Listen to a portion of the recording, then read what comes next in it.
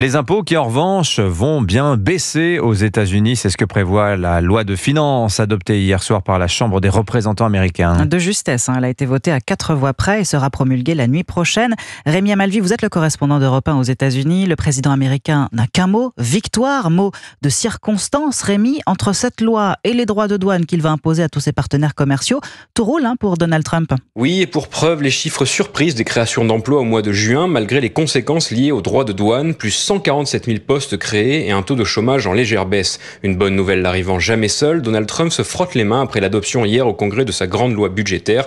Oubliez les semaines de blocage. Le texte qui prévoit des centaines de milliards de dollars de réduction de taxes et des centaines de milliards de dollars pour l'armée et la police de l'immigration. Le tout en partie financé par des coupes dans les dépenses publiques et les aides sociales. Nous avons réalisé la plus grande réduction d'impôts de l'histoire des États-Unis, s'est félicité Donald Trump la nuit dernière lors d'un meeting dans l'Iowa.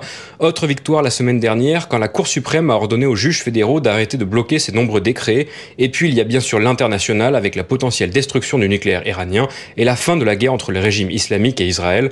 Nous avons fait du super boulot avec les incroyables frappes en Iran, a commenté Trump. Le président américain qui aura de quoi célébrer aujourd'hui car le 4 juillet c'est aussi jour de fête nationale aux États-Unis.